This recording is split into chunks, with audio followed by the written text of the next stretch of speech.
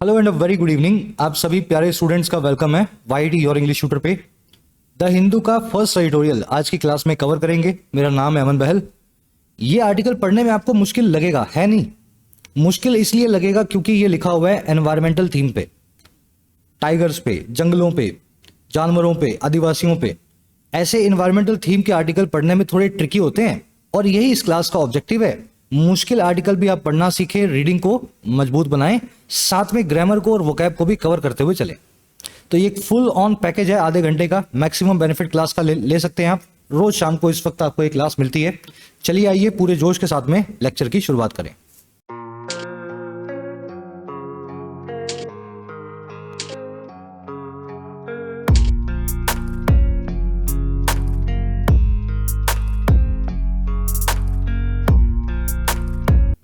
Alright, कह रहा है जी आउट ऑफ द फोर्ट्रेस। देखिए फोर्ट का मतलब होता है किला और फोर्ट्रेस क्या होता है? छोटा किला, एक मजबूत लेकिन छोटा। राजा का किला होता है बड़ा, एकदम एकड़ों में फैला हुआ है। उस किले में भी जहां राजा सोता है, खाता है, उठता बैठता है, उसको बोल देते हैं फोर्ट्रेस। कह रहा है जी हमारी जो एनवायरमेंटल पॉलिसी है वो अभी तक फोर्ट्रेस वाली हुआ करती थी, लेकिन अब वहां से निकल करके आउट हो गए हैं, बाहर आ गए हैं। अभी आपको पता लगेगा पॉलिसी क्या थी। हमारी पॉलिसी ऐसी थी कि ये पूरे एरिया में जानवर रहेगा, टाइगर रहेगा, और इंसान जो है इससे 200 मील दूर रहेगा। टाइगर को हम एक किला बना करके देंगे, किले के अंदर टाइगर अकेला रहेगा। तो ये फोर्ट्रेस वाली पॉलिसी काम नहीं आती है। इंसान और टाइगर एक साथ भी रह सकते हैं अगर ठीक से रखे जा सके तो आउट ऑफ द फोर्ट्रेस हमारे नई पॉलिसी के सहारे। चलिए टाइटल पैराग्राफ देखते हैं। कह रहे tiger conservation policy rightly sees people as stake holders not trespassers. कह रहे जो नई पॉलिसी आई है ना सरकार की, टाइगर कंजर्वेशन पॉलिसी।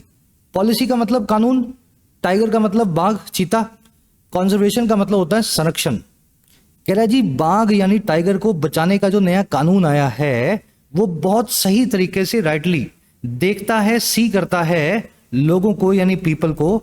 और कैसे? इस पॉलिसी में भागीदार के तौर पे, स्टेक होल्डर के तौर पे, ना कि ट्रेसपासर के तौर पे या फिर घुसपैठिया के तौर पे। ट्रेसपासर वो आदमी होता है जो आपकी प्रॉपर्टी में अंदर घुसाए, घुसपैठिया हो। तो इंसान जो है टाइगर वाले जंगल के अंदर घुसपैठिया नहीं है, एक भागीदार है पूरी पॉलिसी का। दोनों को साथ में रहने का हक है और ये नई पॉलिसी, नया कानून इसी चीज को अच्छे से समझाता है। चलिए ये कानून किसने बनाया, कब बना, ये अभी आर्टिकल में अपने डिटेल में देखेंगे। जल्दी से आगे बढ़ते हैं। इस आर्टिकल की वोकैब मैं आपको दिखाता हूं। ये भारी भरकम वर्ड्स हैं जैसे ट्रेसपासर, स्टेक होल्डर, और भी आएंगे आगे, है ना, रीइटरेशन। इन सबको शुरू में एक साथ देख लोगे तो क्लास के बीच में आपको डिस्टर्बेंस नहीं होगी। इन क्लासेस का बेनिफिट अगर आपको मिलता है ना, सच में कुछ सीख रहे हो, आगे बढ़ रहे हो, तो जरूर से एक लाइक और एक शेयर ड्रॉप करें। ये आपका प्यार, आपके लाइक्स ही हैं जिसकी वजह से इस चैनल को हम इसी जोश के साथ में चला पाते हैं। अच्छा, इस टेलीग्राम ग्रुप को जरूर ज्वाइन करें। टेलीग्राम में सर्च करें @officialYT ग्रुप, आपको मिल जाएगा। इस प्राइवेट ग्रुप में आपको सारे नोट्स, सारे पीडीएफ्स, नोटिफिकेशंस मिल जाते हैं। साथ ही YT ऐप को अपने फोन में डाउनलोड करें, एंड्रॉइड और iOS दोनों पे अवेलेबल है। इस ऐप का ऑब्जेक्टिव है आप जो भी एग्जाम प्रिपेयर कर रहे हैं उसके लिए एक अफोर्डेबल प्राइस में, अफोर्डेबल फीस में क्वालिटी कोर्स आपको अवेलेबल करवाना। जैसे इंग्लिश अनलॉक कोर्स, इसमें SSC, बैंक, रेलवेज, डिफेंस, कोई भी एग्जाम आप प्रिपेयर कर रहे हो उसका ग्रामर से लेकर के रीडिंग और वोकैब हर पोर्शन प्रैक्टिस के साथ में कवर्ड है। इसी तरह से आपको मिलेगा राइटिंग का कोर्स। राइटिंग में कोर्स में आपको लिखना सिखाया गया है। 40, 50, 60 घंटों में आप इंग्लिश में लिखना सीख सकते हैं इस कोर्स के जो है हेल्प से। दिवाली के मौके पे कोर्स अवेलेबल है डिस्काउंट पे, you can take benefit of this course. इसी के साथ आपको यूपीएससी का complete Hindi to English migration course मिल जाएगा 1225 के मामूली से प्राइस पे। कोर्स अभी अवेलेबल है ऑन दिवाली। इस कोर्स में सी सेट से लेकर के आंसर राइटिंग, प्रेसे राइटिंग, ऐसे राइटिंग, हर एस्पेक्ट इंग्लिश का, यूपीएससी और स्टेट सिविल सर्विसेज का इंग्लिश का हर एस्पेक्ट कवर्ड है। ऐप का बेनिफिट लेने के लिए कमेंट सेक्शन से इसको आप डाउनलोड करें। ये टीम का कॉन्टैक्ट नंबर है, इस पे व्हाट्सएप करके आप टीम से बात कर सकते हैं। ऑलराइट, वोकैब शीट है, कर दें इसको जूम इन थोड़ा सा। पहला वर्ड अपने पास इनफिल्ट्रेटर। देखिए फिल्टर पता है आपको क्या होता है? घरों में भी RO फिल्टर लगे होते हैं ना, पानी को वो फिल्टर करते हैं, छानते हैं। फिल्टर करना यानी किसी चीज को छानना। अब इनफिल्ट्रेटर एक ऐसा आदमी है जो छलनी में से छल के भी बाहर आ गया। आपने घर की तारबंदी की हुई थी, तारबंदी में भी घुस के अंदर आ गया। आपने बड़े बड़े दरवाजे लगाए हुए थे, दरवाजों को भी खोल के अंदर घुस गया। यानी घुसपैठिया आदमी, इंट्रूडर आदमी कहलाता है इनफिल्ट्रेटर, जो फिल्टर को भी क्रॉस कर जाए, अंदर घुसाए। ऐसे इस वर्ड को याद रखना है, अंग्रेजों ने बनाया भी ऐसा ही था। The infiltrator disguise himself as a janitor. Infiltrator ने, इस घुसपैठिया ने डिस्गाइज किया या रूप बनाया, बहरूपिया बनाया अपने आप का एक जेनिटर के तौर पे, सफाई कर्मी के तौर पे। जेनिटर कौन होता है? सफाई करने वाला। और क्यों? To blend in and remain undetected, ताकि वो ब्लेंड इन कर जाए, मिक्स्ड हो जाए आसपास के लोगों में और बना रहे अनडिटेक्टेड, उसको कोई पकड़ ना पाए, है ना। तो उसने घुसपैठिया होगा, लेकिन अंदर घुस के इसने क्या किया? सफाई कर्मी की पोशाक पहन ली, और ताकि लगे कि ये सफाई वाला आदमी है, उसको कोई पकड़ ना पाए। चलिए, इनफिल्ट्रेटर को ट्रेसपासर भी बोलते हैं, जो आपके घर में घुस आता है ना। ये वर्ड आप ट्रेसपासर आर्टिकल में आज देखेंगे। अगला वर्ड अपने पास एविक्ट। देखिए, एविक्ट का मतलब होता है किसी को किसी जगह से फोर्सफुली भगाना, निकालना। जैसे कई बार आपने सुना होगा, कोई किराएदार है, मकान मालिक का घर खाली नहीं कर रहा, तो मकान मालिक उसको एविक्ट करवाने के लिए, यानी घर से निकालने के लिए कोर्ट तक जाता है, पुलिस तक जाता है। और कोर्ट से अगर उसको ऑर्डर मिल जाए तो कोर्ट का ऑर्डर होता है एविक्शन नोटिस। मकान मालिक को जो है, किराएदार को बोलता है, ये नोटिस दे रहा हूं तुम्हें, कोर्ट का एविक्शन नोटिस, घर को खाली करो। तो एविक्ट वर्ड को ऐसे याद रखना है अपने को। The family were evicted from their house, परिवार को उन्हीं के घर से निकाल दिया गया। क्यों? फॉर फेलिंग टू पे द रेंट, रेंट को पे ना करने की वजह से, किराया चुकाने की में फेल होने की वजह से। डिस्क्लोज करना, आउस्ट करना, इजेक्ट करना, इसके सिनोनिम्स हैं। आज एविक्शन नाम का वर्ड आर्टिकल में देखेंगे। चलिए, अगला वर्ड अपने पास, जस्ट अ मिनट। अगला वर्ड अपने पास हार्नेस। हार्नेस होती है किसी जानवर की वो रस्सी या लगाम जिससे आप उसको कंट्रोल करते हैं, किसी डॉगी की, घोड़े की, जो भी जानवर पाला हुआ आपने। और कंट्रोल क्यों करते हैं? ताकि उसका फायदा ले सकें। घोड़े की लगाम को पकड़ोगे तो घोड़े को दौड़ाओगे, कुत्ते की लगाम को पकड़ोगे, जो डॉगी की, तो उसको घुमाओगे। तो हार्नेस का मतलब होता है किसी चीज को कंट्रोल करना और एक्सप्लॉइट करना, अपने हिसाब से यूज करना। Nations need to harness nuclear power, दुनिया को जरूरत है कि वो हार्नेस करे न्यूक्लियर पावर को, कंट्रोल करके इस्तेमाल करे नाभिकीय ऊर्जा को। और क्यों? To become energy sufficient, energy के मामले में सफिशिएंट बनने के लिए, या है ना, सेल्फ सफिशिएंट बनने के लिए, आत्मनिर्भर बनने के लिए। तो हार्नेस आप समझ गए। इसी से एक ईडियम बनती है, डाई इन हार्नेस। कितने बच्चों को याद है भाई?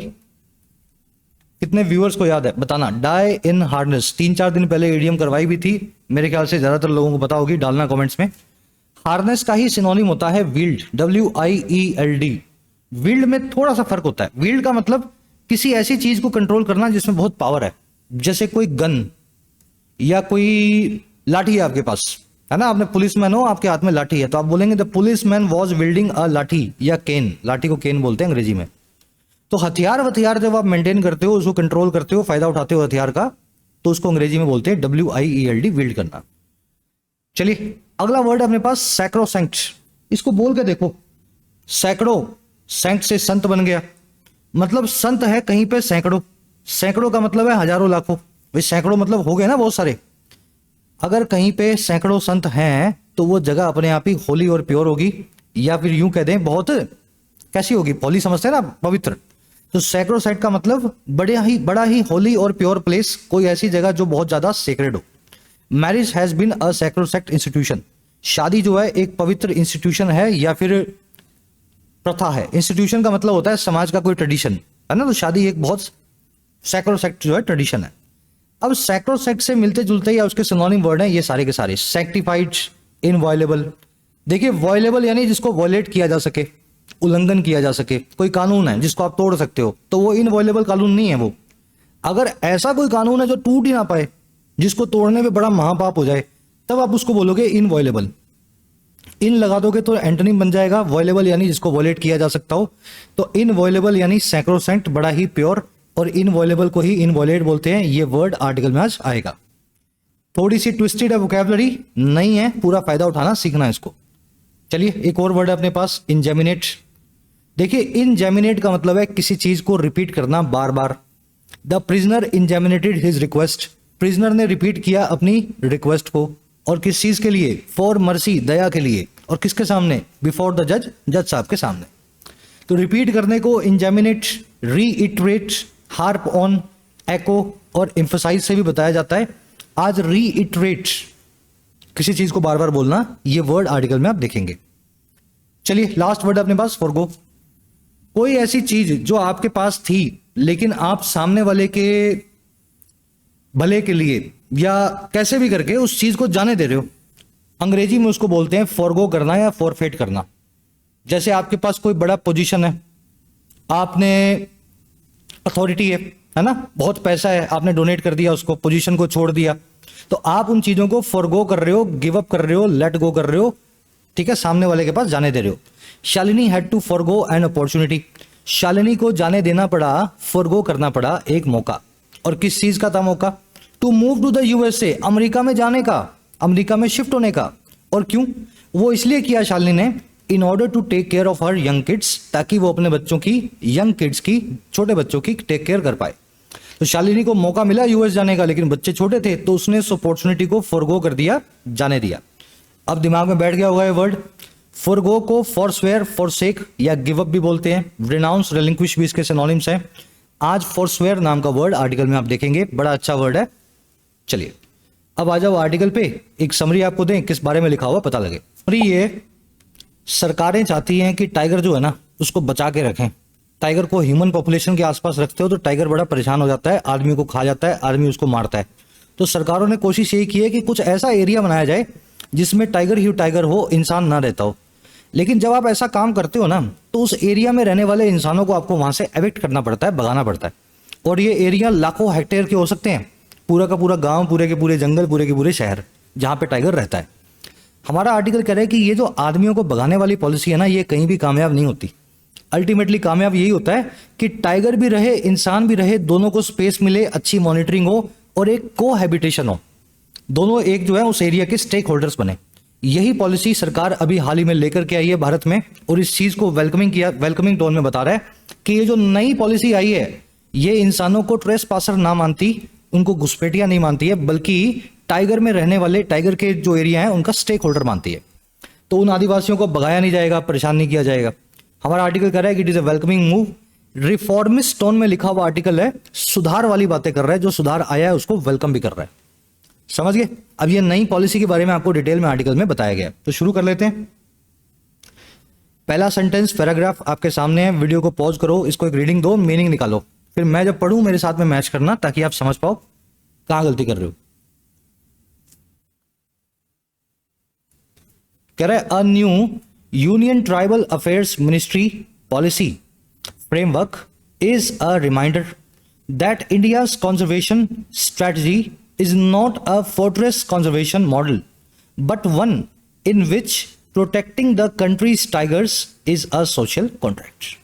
कह रहा है एक नई new union tribal affairs ministry, tribal affairs यानी वनवासी लोगों के अफेयर्स है ना, आदिजातियों के जो मामले हैं।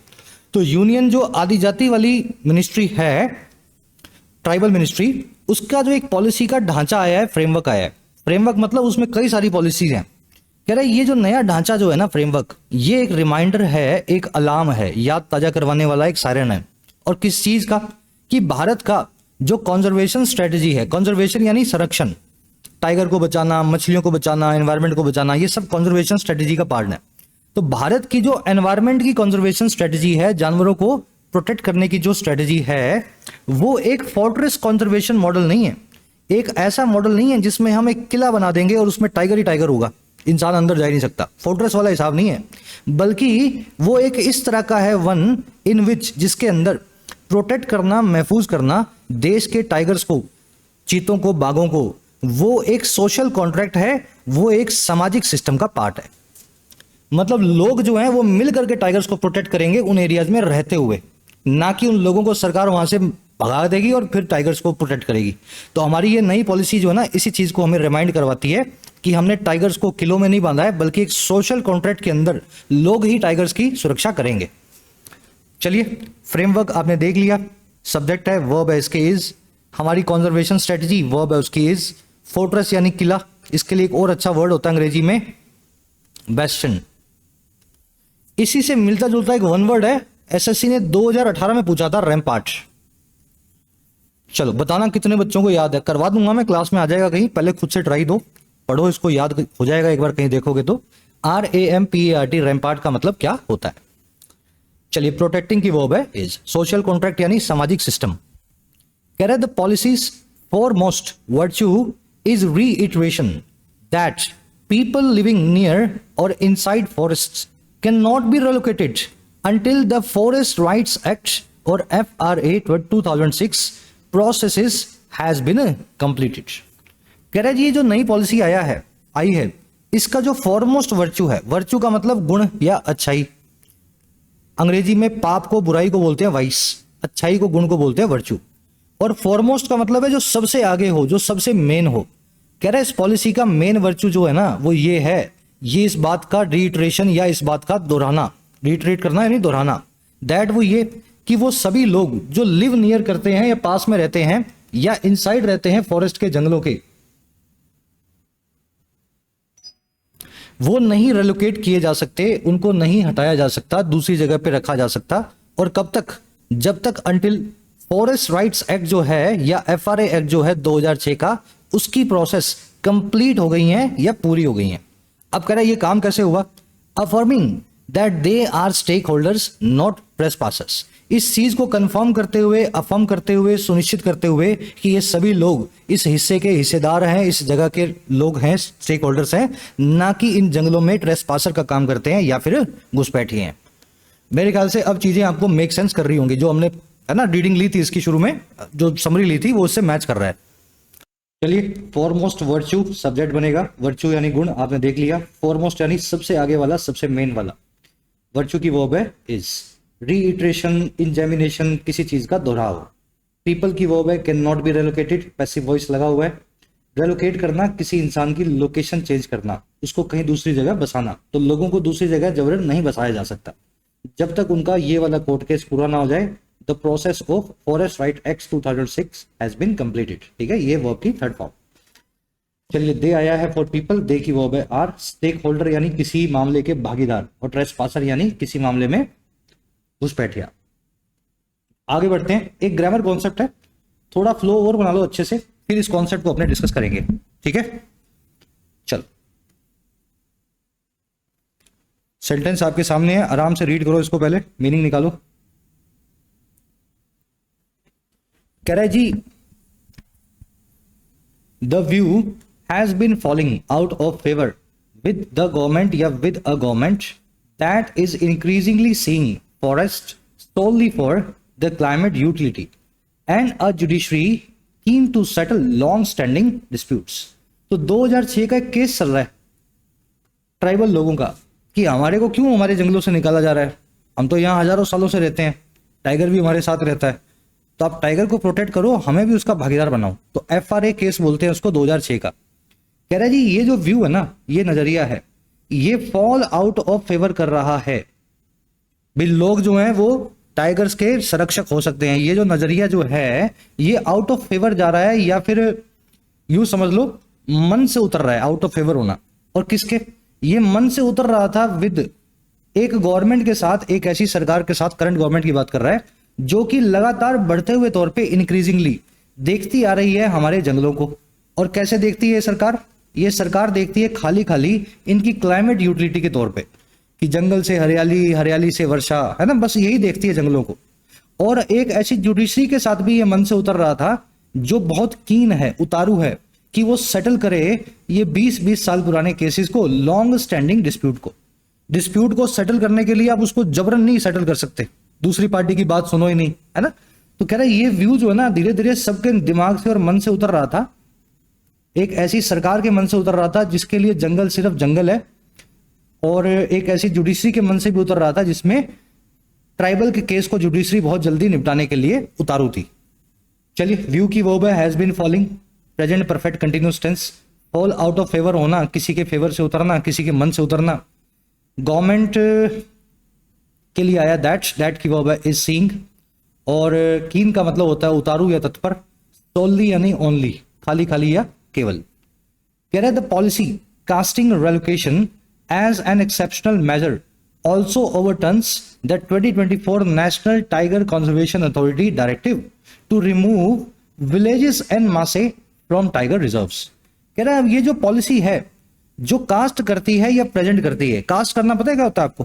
किसी मूवी में कास्ट करता है कोई डायरेक्टर, तो वो प्रेजेंट करता है आपके सामने किसी अभिनेता को, कभी प्रियंका चोपड़ा को लेगा, कभी अजय देवगन को लेगा, कभी शाहरुख खान को लेगा, तो अपने बोलते हैं ना मूवी की कास्ट क्या है, तो कास्ट का मतलब प्रेजेंट करने वाली लोग कौन है मूवी के अंदर, तो कह रहा है ये पॉलिसी भी कास्ट करती है, प्रेजेंट करती है लोगों के रेलोकेशन को या लोगों के दूसरी जगह बसाए जाने के काम को। और कैसे, एक एक्सेप्शनल मेजर के तौर पे, एक ऐसे कदम के तौर पे जो बहुत एक्सेप्शनल है, खास है। अब नई पॉलिसी में ये लिखा हुआ है कि किसी आदिवासी को उसकी जगह से हिलाना और दूसरी जगह बसाना ये बहुत कम होना चाहिए, एक्सेप्शनल केसेस में ही हो सकता है, हटाओगे नहीं आप उसको। कह रहे हैं और ये पॉलिसी जो इस तरह की है ना, ये ओवरटर्न कर देती है, औंधा कर देती है, सर नीचे पांव ऊपर कर देती है 2024 के कानून का, जिसका नाम था नेशनल टाइगर कंजर्वेशन अथॉरिटी का डायरेक्टिव। और ये कानून था रिमूव कर देने का, हटा देने का गांवों को बड़े स्केल पे एन माह से टाइगर रिजर्व्स में से, टाइगर के जंगलों में से। तो सरकार की मतलब सुधर रही है सरकार। बीच में सरकार ने तो ऐसा भी कानून बना दिया था कि चाहे 1000 गांव हो, हजारों गांवों को वहां से हटाओ, तो आदिवासियों को, टाइगर को प्रोटेक्ट करो। लेकिन नई पॉलिसी क्या करती है, इसी सरकार की जो उनका व्यू सुधरा है उसमें ये कहते हैं कि रेलोकेट करना ही नहीं है, कोई ट्राइबल नहीं हटेगा अपनी जगह से।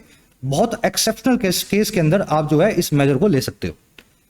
मेरे ख्याल से हर सेंटेंस मीनिंग निकाल पा रहे हो ना 100%।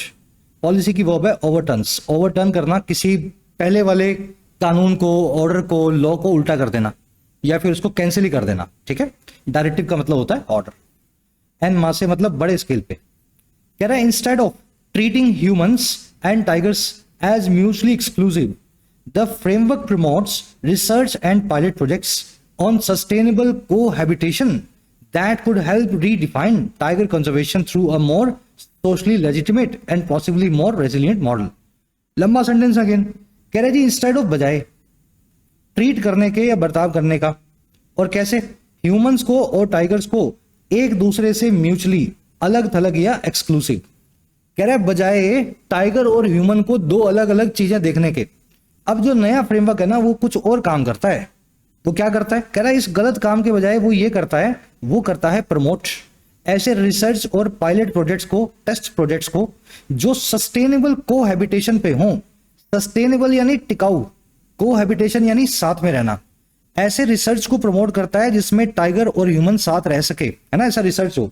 और ये वही रिसर्च होगा जो हेल्प कर देगा रीडिफाइन करने में, फिर से परिभाषित करने में टाइगर के कंजर्वेशन को, टाइगर के संरक्षण को एक ऐसी मॉडल के थ्रू अ मॉडल जो कि मोर ज्यादा सोशली लेजिटिमेट है, सामाजिक तौर पे सही है, वैध है, और पॉसिबली संभावित तौर पे ज्यादा रेजिलिएंट भी है, मजबूत भी है, जुझारू भी है। कॉम्प्लेक्स है आज के सेंटेंसेस, मुझे पता है ना, आपको लग भी रहे होंगे कि सर कितना कुछ आ गया इसमें। मैं कोशिश कर रहा हूं हर वर्ड को आपको ब्रेक करके समझाऊं।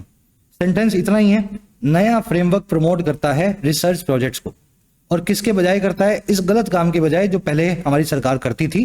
हमारी सरकार सोचती थी कि जो जंगल में इंसान रहता है 1000 साल से और जो टाइगर वहां पे घूम रहा है, दोनों अलग अलग चीजें हैं, दोनों को अलग अलग हमें करना होगा, म्यूचुअली एक्सक्लूसिव है।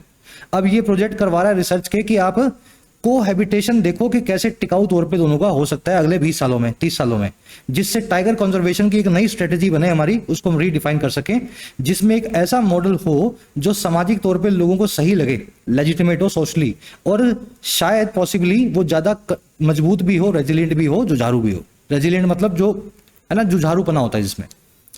चलिए आगे बढ़ते हैं। अब कुछ ग्रामर कॉन्सेप्ट्स हैं अपने पास, मेरे ख्याल सभी को एक एक करके अपने को देख लेना चाहिए, है ना। चलो पहला कॉन्सेप्ट है जी, पहले आसान वाले करवाता हूं ताकि आपको और इंटरेस्ट बने। देखिए इंस्टेड ऑफ और रादर देन, अंग्रेजी में दोनों फ्रेज आते हैं जिनका मतलब होता है बजाय। अब दोनों का मतलब बजाय है तो मैं कब कौन सा यूज करूंगा भाई, कैसे पता लगे मुझे। अगर मुझे बजाय बोलना है तो इंस्टेड ऑफ लगाऊं या रादर देन लगाऊं, तो इसका चुनाव करेंगे आप वर्ब के सहारे। अगर वर्ब की जरूरत ऐसी पड़ रही है कि आपको आईएनजी फॉर्म लगानी पड़ रही है, तब इस्तेमाल करो इंस्टेड ऑफ का। अगर वर्ब की जरूरत ऐसी पड़ रही है कि आपको बेस फॉर्म लगानी पड़ रही है, तब इस्तेमाल करो रादर देन का। अब ये जरूरत आपको कैसे पकड़नी है, देखो, I am watching a movie at home rather than या instead of go to the party. मैं एक मूवी देख रहा हूं घर पे ही, बजाय, अब यहां बजाय वाला मीनिंग चाहिए, जाने के एक पार्टी में। चाहे तो रादर देन लगा लो, चाहे इंस्टेड ऑफ लगा लो, है ना। रादर देन लगाऊंगा तो लिखना पड़ेगा रादर देन बेस फॉर्म यानी कि गो टू द पार्टी, और इंस्टेड ऑफ लगाओ तो लिखना पड़ेगा इंस्टेड ऑफ गोइंग, वर्ब की ING form going to the party. दोनों ही यहां सही हैं, लेकिन दोनों में से ज्यादा बेहतर कौन सा है पता है आपको, ज्यादा बेहतर वो है जो पहले वाली वर्ब को सूट करे। किसके बजाय मैं पार्टी में नहीं जा रहा, क्या काम कर रहा हूं मैं बजाय पार्टी में जाने के? मूवी देख रहा हूं, मूवी देख रहा हूं आईएनजी फॉर्म में। तो भाई साहब आईएनजी फॉर्म की वर्ब को दूसरी एक वर्ब से कंपेयर करना है, तो दूसरी वर्ब को आईएनजी वाले रखो, सेंटेंस में पैरेललिज्म बनेगा, सेंटेंस में एक सिस्टम बैठेगा। तो इस आईएनजी फॉर्म को देख करके मुझे पता लगेगा कि मुझे यहां बजाय वो वाला लगाना है जिसमें आईएनजी फॉर्म लग सकती हो, और वो कौन सा है? Instead of. तो I am watching movie instead of going to the party. Rather than भी लिख सकता था, लेकिन सेंटेंस थोड़ा सा ऑकवर्ड हो जाता उस केस में, यहां वर्ब की बेस फॉर्म, यहां वर्ब की आईएनजी फॉर्म। चलो एक और सेंटेंस देखो, I decided to watch a movie rather than instead of go to the party. मैंने डिसाइड किया कि मैं एक मूवी देखूंगा बजाय पार्टी में जाने के। डिसाइड मैंने किया है टू वॉच, अब वॉच से मुझे गो को मिलाना है, बेस फॉर्म लगा दूं तो मेरा काम बन जाए, तो बजाय के लिए मैं इंस्टेड ऑफ नहीं लगाऊंगा, मैं लगाऊंगा इस बार rather than. I decided to watch a movie rather than go to a party. चलो अब एक सवाल दिमाग में ये आएगा, सर मान लो वर्ब यहाँ पे ना आईएनजी हो, ना फर्स्ट फॉर्म हो, सेकंड फॉर्म हो, थर्ड फॉर्म हो, तब क्या करूंगा? I wrote my notes rather than या इंस्टेड ऑफ टाइप देम। मैंने मेरे नोट्स को लिखा बजाय उनको टाइप करने के। टाइप नहीं किया मैंने उनको लिखा। देखो जी इस केस में वर्ब लगी हुई है सेकंड फॉर्म।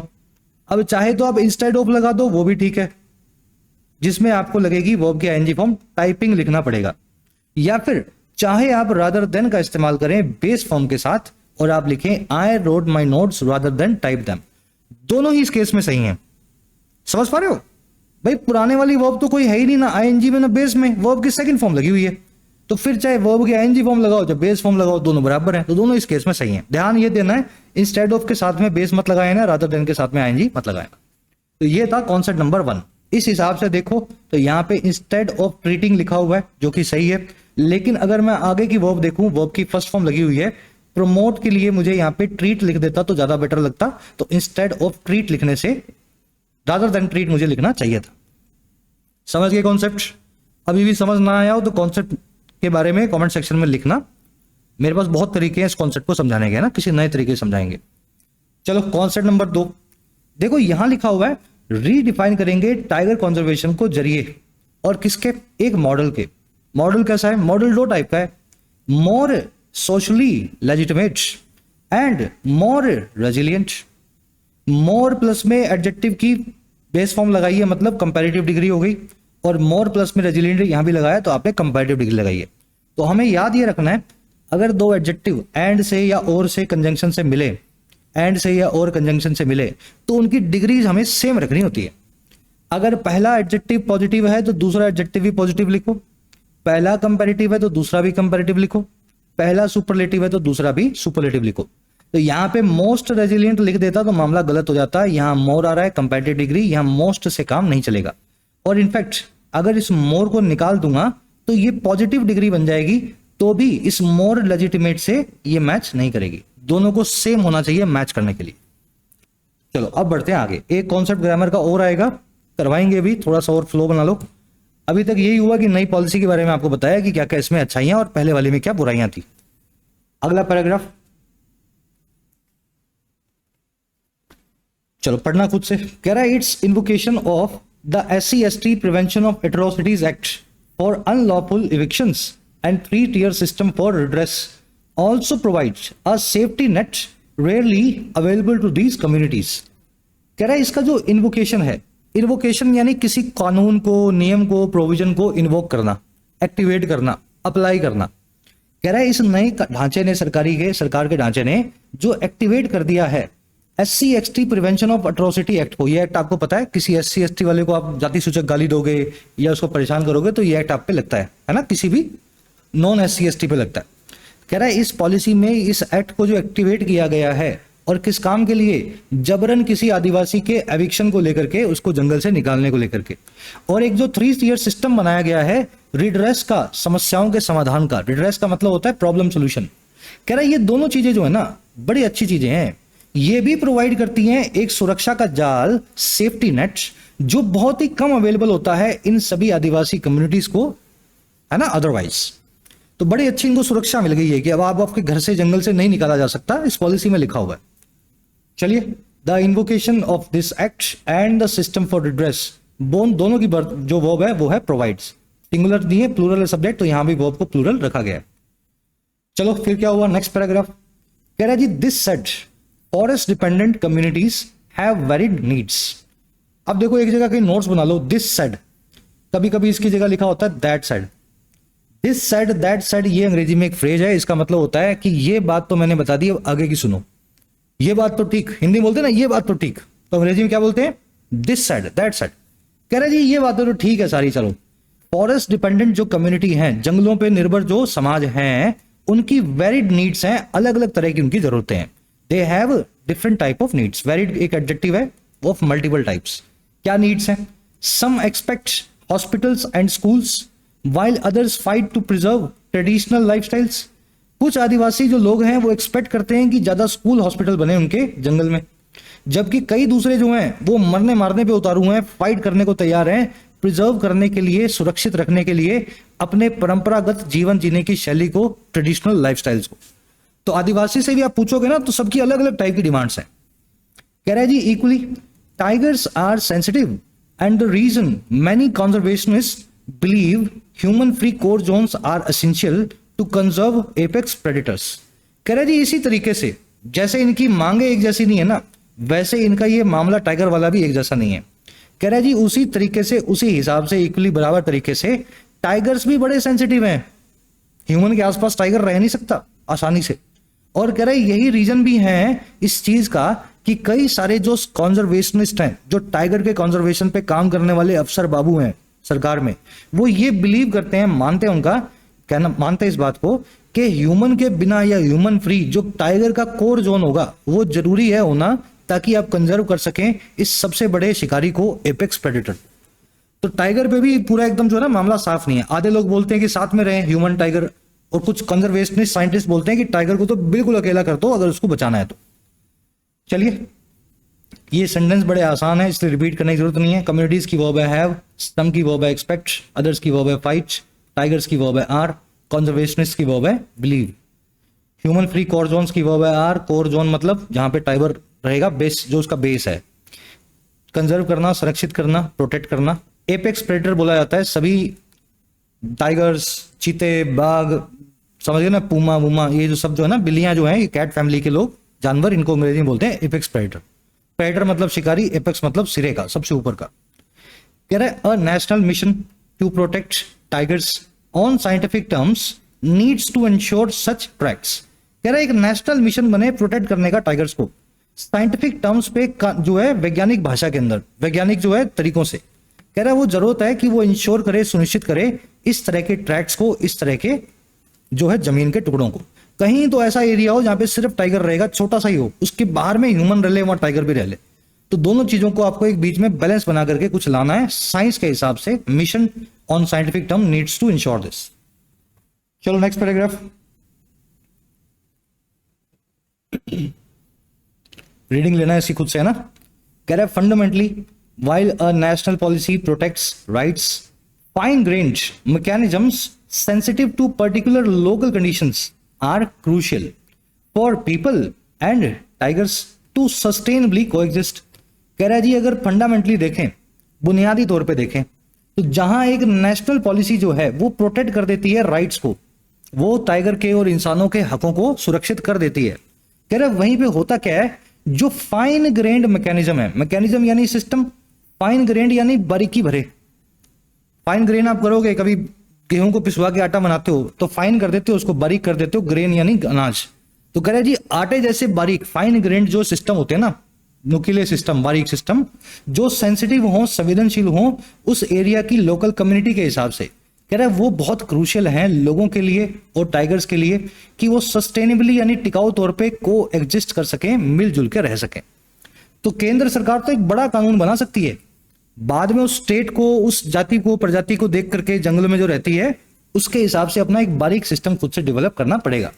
केंद्र सरकार हर ट्राइबल जाति के लिए एक सिंगल कानून नहीं बना सकती, कहने का मतलब ये। चलिए पॉलिसी की वर्ब है प्रोटेक्ट्स, फाइन ग्रेन्ड मैकेनिज्म्स की वर्ब है आर, सस्टेनेबल यानी टिकाऊ, सस्टेनेबली मतलब टिकाऊ तौर पे। कह रहा है such mechanisms are however beyond the ability of top level ministries. कह रहा है जी इस तरह के बारीक जो सिस्टम है ना, हालांकि वो बियॉन्ड होते हैं, पार होते हैं टॉप लेवल बैठे हुए मिनिस्ट्रीज के। सरकार में जो सेक्रेटरी लेवल के लोग बैठे हैं, जो सरकारी पॉलिसी बना रहे हैं, उनके समझ से परे होते हैं ये सिस्टम जो है, जो जंगल के अंदर जरूरी है। आगे कह रहे हैं the conversation establishment is likely to resist the new policy because it could slow efforts to consolidate tiger habitats।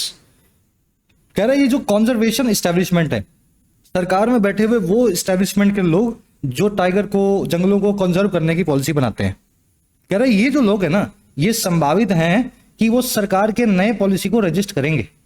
वो सरकार को बोलेंगे कि ये क्या कर दिया आपने, ये टाइगर को अलग से रखना था, हमें ह्यूमंस को क्या आपने बीच में रखने को बोल दिया। कह रहा है कई हमारे बड़े बाबू अफसर जो हैं सरकार की नई पॉलिसी के सामने अपना विरोध दिखाएंगे, क्योंकि इनके हिसाब से ये पूरी जो पॉलिसी है नई वाली, ये स्लो कर सकती है, धीमा बना सकती है उन सारी इनकी कोशिशों को जो थी कंसोलिडेट करने की, इकट्ठा करने की टाइगर के हैबिटेट को, टाइगर के रहने की जगह को, और इंक्रीज करने की द इम्प्लीमेंटेशन बर्डन। ये इंक्रीज कर देगी, बढ़ा देगी इनकी पॉलिसी को इंप्लीमेंट करने की बर्डन को, बोझ को।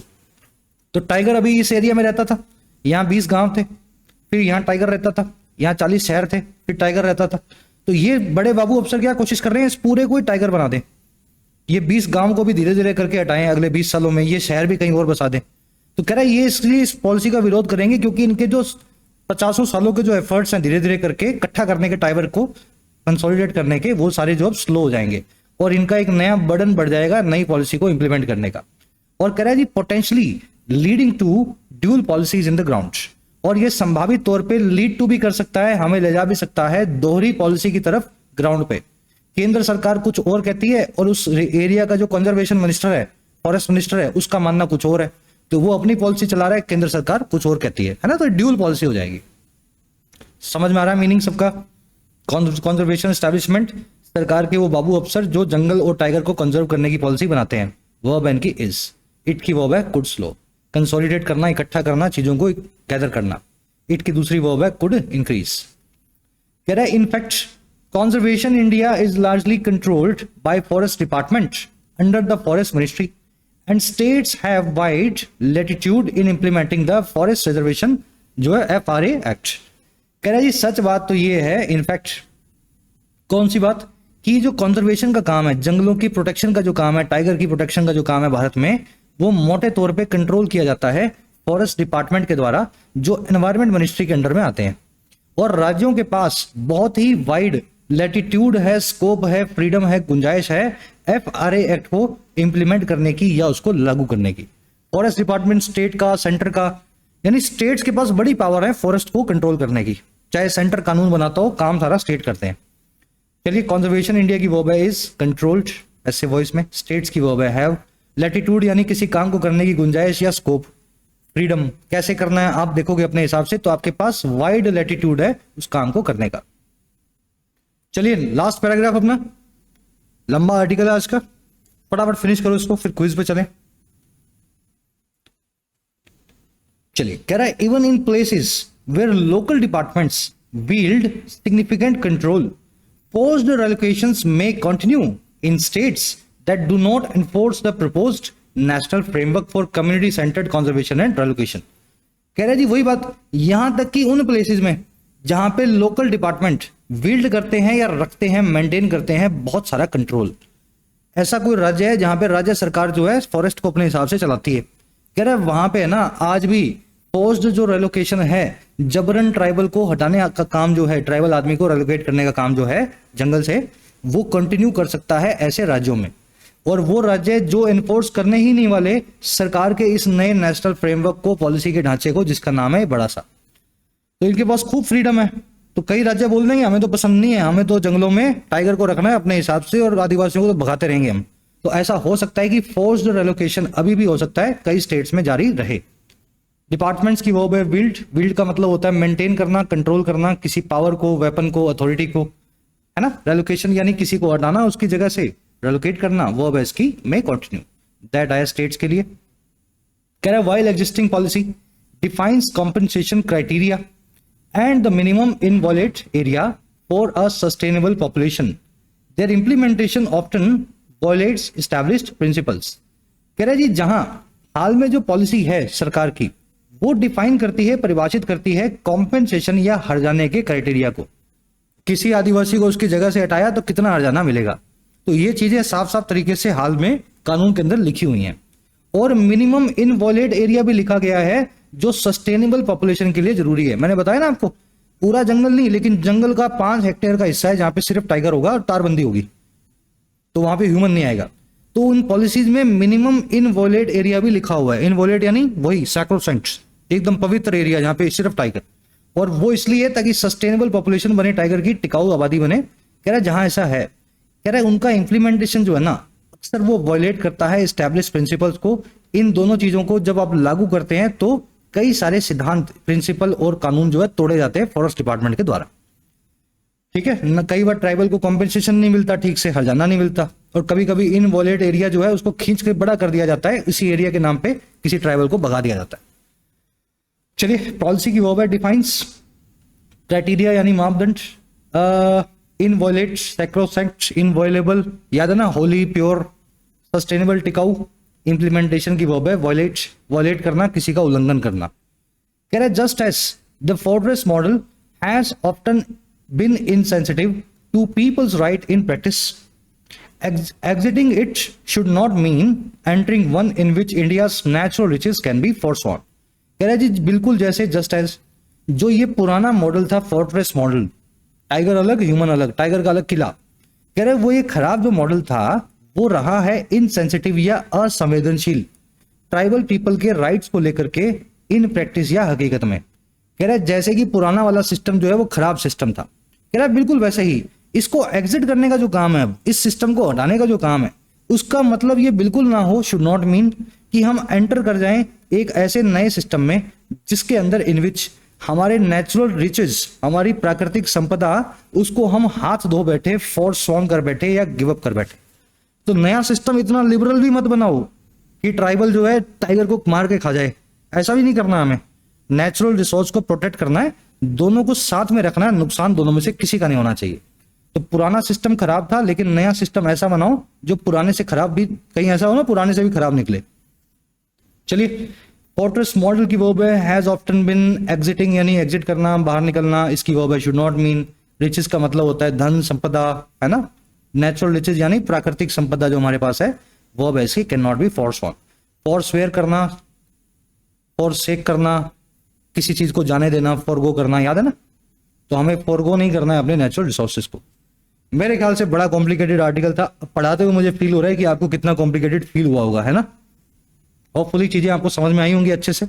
एक ग्रामर कॉन्सेप्ट था जो मैं आज नहीं करवा रहा हूं, यहां लिखा हुआ है, देखो यहाँ पे, इसका स्क्रीनशॉट ले लो, कल या परसों की क्लास में इसको रिपीट करेंगे, वहां अच्छे से करवा दूंगा। ठीक है, क्लास लंबी हो रही है ना, तो इसको अपने को स्किप करना पड़ेगा आज। चलो अब अपने क्वेश्चन पे आते हैं।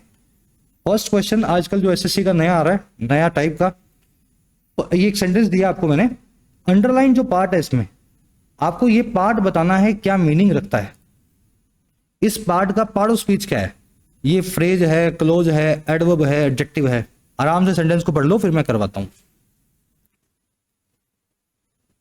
देखो ये सेंटेंस आर्टिकल से ही उठाया हमने। सेंटेंस कह रहा है it's invocation of SC active prevention act या evictions provides a safety net. कह रहा है इसका जो इन्वोकेशन है, इन्वोकेशन याद है ना आपको, एक्टिवेशन, एप्लीकेशन, किसी नए कानून को लगाना। कह रहा है इस नए कानून का जो एक्टिवेशन का काम है, एससी एक्टिव क्रुएल्टी एक्ट को अनलॉफुल इविक्शंस के लिए ये प्रोवाइड करता है हमें सुरक्षा जाल। अब देखो सुरक्षा जाल के लिए बताया गया आगे, कौन सा जाल, रेयरली अवेलेबल, जो ना के बराबर ही अवेलेबल होता है, और किन के लिए, टू दीज कम्युनिटीज, इन समाजों के लिए, आदिवासियों के लिए। सुरक्षा नेट एक नाउन है, उसके लिए पूरा एक एडजेक्टिव क्लोज बनाया गया है, फ्रेज बनाया गया है। फ्रेज इसलिए क्योंकि इसमें सब्जेक्ट वर्ब अलग अलग नहीं आ रहे। रेयरली एडवर्ब है, अवेलेबल एडजेक्टिव है, टू प्रेपोजिशन है, दीज एडजेक्टिव है, टू प्रेपोजिशन का ऑब्जेक्ट है कम्युनिटीज। ठीक है, तो इस तरीके से आपको आइडेंटिफाई करना है। सेफ्टी नेट नाउन के लिए आपने एक एडजेक्टिव पकड़ा और ये एडजेक्टिव पूरा फ्रेज की फॉर्म में है, क्लोज की फॉर्म में नहीं है। तो adjectival phrase modifying the noun safety net, ये इसका आंसर बनेगा। आ रहे हैं ऐसे क्वेश्चन, सीखने पड़ेंगे आपको, ब्रेक करना आना चाहिए सेंटेंस को। चलो अब कुछ क्वेश्चंस दे रहा हूं आपको जो खुद से आपको सॉल्व करने हैं, बड़े आसान है भाई। इनवॉलेट, इसका मतलब क्या है, ऐसा आदमी जो आपकी प्राइवेट प्रॉपर्टी में घुस आए जबरन, उसको क्या बोलते हैं। और इंजेमिनेट, इंजेमिनेट, इसका सिनोनिम बताना है आपको इन चारों में से। रीट्रेट होता है, सैक्रोसाइट होता है, हार्नेस होता है या फोर्सफेयर होता है। चलो अब एक आरसी का क्वेश्चन सॉल्व करेंगे। 2 से लेके 4 ये तीनों क्वेश्चंस के आंसर फर्स्ट कमेंट में वीडियो के नीचे डाल दिए गए हैं, वहां से मैच करें। चलो आगे देख लो। 5वां क्वेश्चन है अपना आरसी का। क्वेश्चन ये कह रहा है कि ऑथर ने जो एंडोर्स किया है सोशल कॉन्ट्रैक्ट अप्रोच को टाइगर को बचाने को लेकर के, वो उसमें कौन सा अजम्पशन या कौन सा लॉजिक पे बेस्ड है? वो क्यों टाइगर को इंसान ही बचाएगा, वहीं आदिवासी अंदर जंगल के रहेगा, वहीं टाइगर रहेगा? इसके पीछे क्या अजम्पशन है इनका? सिंपल अजम्पशन है कि पीपल और टाइगर एक साथ रह सकते हैं अगर प्रॉपर प्लानिंग हो, सरकार का प्रॉपर सिस्टम बैठा हुआ हो। बड़े स्केल पे हजारों लाखों आदिवासियों को जंगल से निकालने की जरूरत नहीं है, टाइगर को ऐसे भी बचा सकते हो। तो people and tiger can coexist sustainably with planning and oversight. इसी अजम्पशन के ऊपर ही सोशल कॉन्ट्रैक्ट अप्रोच को रेकमेंड किया गया है। चलिए लास्ट में 3 एरर्स मिलेंगी। पहला ये कॉन्सेप्ट तो मैंने आज आपको करवाया ही नहीं, फिर भी कोशिश करो, हो सकता है आप निकाल सको इसका आंसर। दूसरी एरर आपको मिल सकती है इस फ्रेज की वजह से, और तीसरी एरर आपको जरूर मिलेगी इस एंड कंजंक्शन के आसपास। अगेन आंसर्स फर्स्ट कमेंट में मैंने डाल दिए हैं, जो बच गए क्वेश्चंस उनके चेक करना। आउट ऑफ 8 कितने मार्क्स मिले जरूर से शेयर किया करो। 1 मिला हो, 2 मिला हो, 5 मिले हो, है ना। चलिए कल की क्लास में मुलाकात लेंगे। एक लाइक और एक शेयर ड्रॉप करें। कोई सजेशन हो, कोई डाउट्स हो, रिकमेंडेशंस हो, कमेंट सेक्शन आप ही का है, खुला हुआ है। मैं आपके सभी कमेंट्स को रीड करता हूं। Until then signing out.